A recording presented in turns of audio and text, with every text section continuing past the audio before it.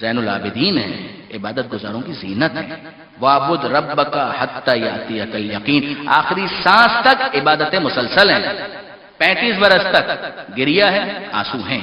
حسین کو یاد کیا ہے تاکہ حسین کا مشن یاد رہے، ظالموں کو ایکسپوز کیا ہے تاکہ مجرم کبھی اپنے آپ کو بری نہ سمجھے، اور پھر اس کے بعد عبادت کی شان ہے، سجدہ ہے تو کیسا ہے، رکوع ہے تو کیسا ہے، نماز ہے تو کیسی ہے، حج ہے تو کس شان کا ہے، اور پھر حقوق العباد کے بارے میں کہیں کوئی سستی نہیں ہے۔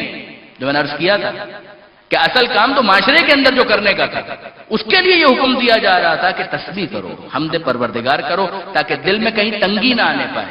کیا سید سجاد نے اپنے مشن کے اوپر کوئی کمپرومائز کیا؟ قطعاً نہیں، قطعاً کمپرومائز نہیں کیا۔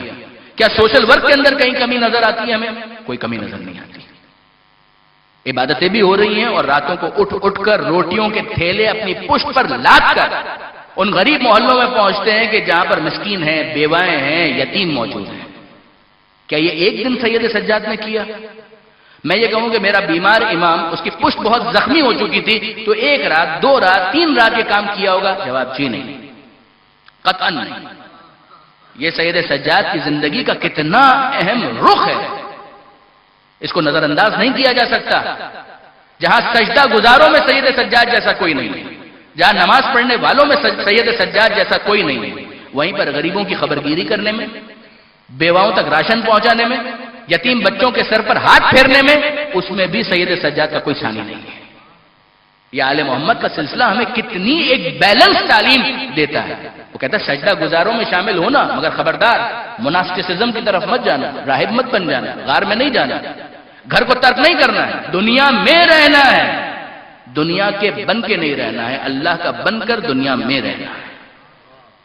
سید سجاد عملی طور پر یہ سب کچھ بتاتے ہیں، آیتیں متصل ہیں کہ تسبیح کرو، حمد کرو، سجدہ کرو، عبادت کرتے چلے جاؤ، اتنی قوت اور طاقت تمہیں ملے کہ تم دن میں اپنے سوشل ورک اور دوسرے تمام کاموں کو انجام دے سکو، اور راتوں میں فقط سجدے ہی کے اندر اپنا وقت گزارنا ہے؟ نہیں، راتوں کو اٹھو، یہ بھی دیکھو کہ تمہارا پیٹ تو بھرا ہوا ہے، تم نے تو کھانا کھایا ہے۔ اسی محلے کے اندر، اسی شہر کے اندر ایسے افراد ہیں کہ جن کو کھانے کے لیے روٹی نہیں مل سکی ہے۔ اپنے بھرے پیٹ پر اطمینان کے ساتھ سو جانا یہ مومن ہونے کا انداز نہیں ہے۔ تلاش کرو، سید سجاد کی سیرت یہ ہے کہ کچھ وقت سجدے میں گزارو اور سید الساجدین بن جاؤ، مگر کچھ وقت ان لوگوں میں گزارو کہ جو محروم ہیں۔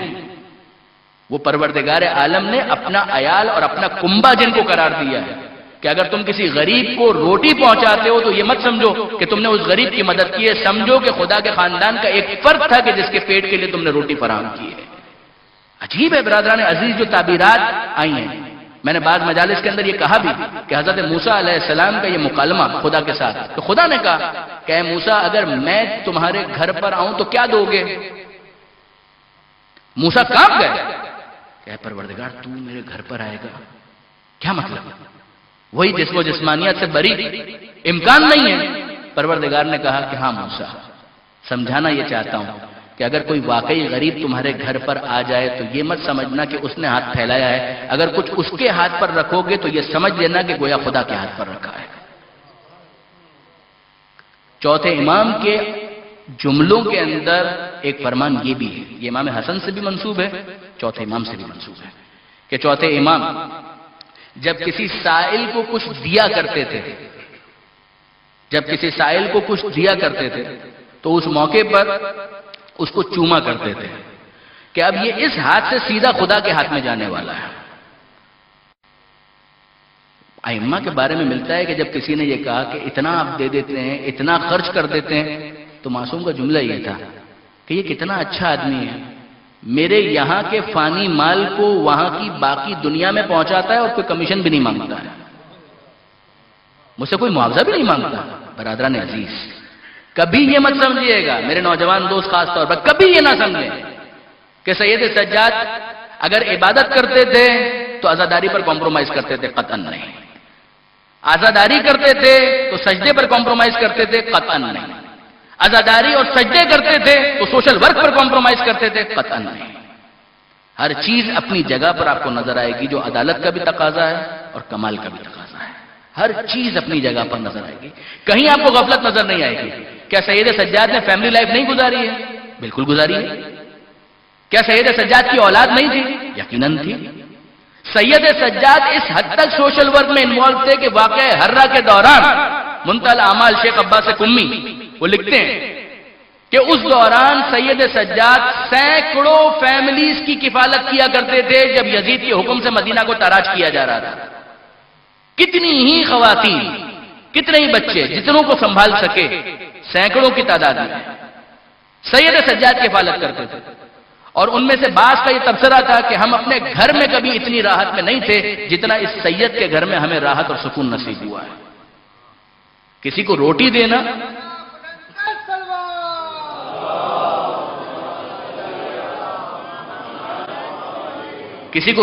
بہت اہم ہے، مگر یقین جانیے برادران عزیز کہ روٹی دینے سے زیادہ اس کی عزت اور احترام کا خیال رکھنا زیادہ اہم ہے.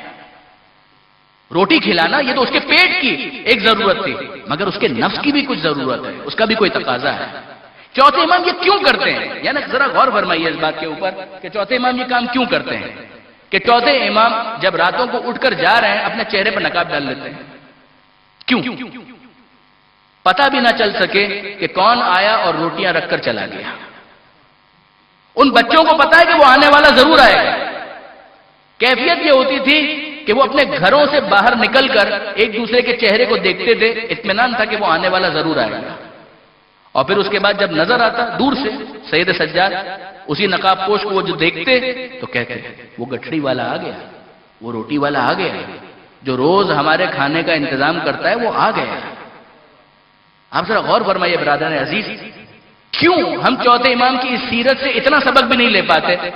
ایک کام اگر کرنا ہے تو ٹرسٹ کا بورڈ فوراً لگے گا. کیوں؟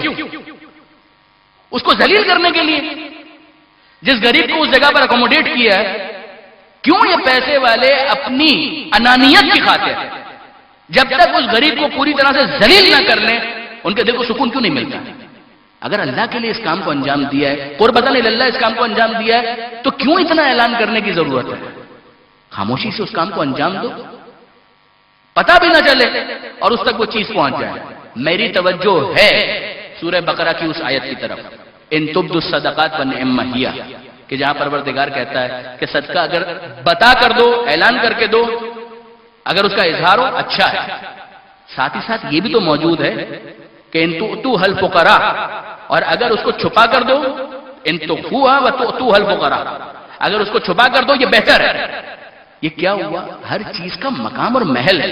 آپ کبھی فنڈ ریزنگ کا ایک ڈنر کر رہے ہیں اور اس موقع پر کوئی شوق دلانے کے لیے اگر اعلان کرے کہ 5 لاکھ روپے میری طرف سے، اور دوسرے کو بھی شوق اور وہ کہا 6 لاکھ میری طرف سے، یہ بات سمجھ میں آتی ہے. اس کے ساتھ کوئی تعلق نہیں ہے کہ جہاں پر کسی کی عزت نفس کی دھجیاں اڑا دی جائیں، اس کو ذلیل کر کے رکھ دیا جائے. میں جانتا ہوں، میں بھی اس بات کو مانتا ہوں کہ آئیڈیل ورلڈ کے اندر ہم زندگی نہیں گزار رہے ہیں. ہر چیز بالکل اسی طریقے سے نہیں ہو سکتی، کچھ تو کوشش کریں.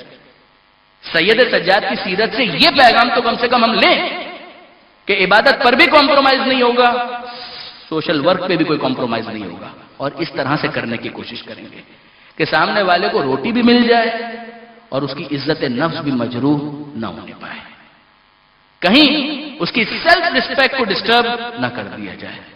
ہم کو بھکاریوں کی تعداد میں اضافہ نہیں کرنا ہے، ہمیں اپنے نفس کی قدر و منزلت سمجھنے والے، اپنے پیر پر کھڑے ہونے والے افراد کی ضرورت ہے.